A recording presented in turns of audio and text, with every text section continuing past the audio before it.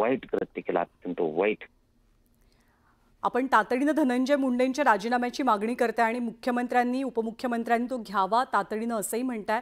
आतापर्यंत आपण फक्त ऐकत होतो, कुणी सांगत होतं की कसं मारलं संतोष देशमुखांना, पण आता त्याचा धडधडीत पुरावा सुद्धा समोर आलाय.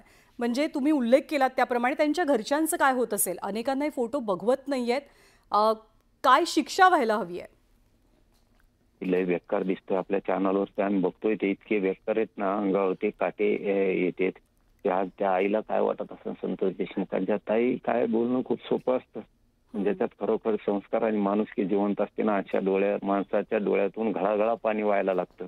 त्या लेकाला काय वाटत असं संतोष भाई, ते माझ्या बापाला कसं म्हटलं, भावाला आणि पत्नीला काय वाईट वेदना असतील.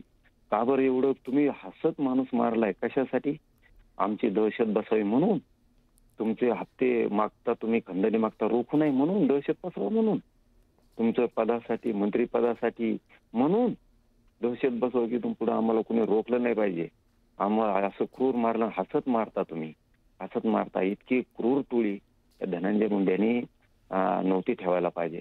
त्या यांना सगळ्यांना फाशी झाली पाहिजे, एक सुटला नाही पाहिजे त्यातलं एक सुद्धा. चार्जशीट मध्ये नाव नसणारा सुद्धा देव धनंजय मुंडे जाहीरपणानं काही सांगतोय ते हो चकमा घातलेला, ते म्हणतो हो माझाच येतो, माझाच येतो, हाय मग काय करायचं नाही का? शेतावर भांडणं लागत असते ताई, आणि मग माणूस बांध पडल्यावर म्हणतो हा पडला मी बांध, काय करायचं तुला कर. तसं म्हणतो ते सरमाड्या करमाड्या माझा आहे म्हणतो, हाय तर हाय, काय करायचं? एवढा पुरावा असून त्याला आरोपी करत नाही 302 मध्ये धनंजय मुंडेला तुम्ही. आणि मी राजीनामा नाही मागत आहे त्याचा, मी नाही मोजित त्यांना, मी त्यांना मोजित नाही. 2 मंत्री व्हा नाही तर 5 आणि एवढे खंबीर आहेत ना, यांची निशा उतरायला. हो, मी जिवंत आहे तोवर यांची निशाच उतरितो, सोडतच नाही यांना मी.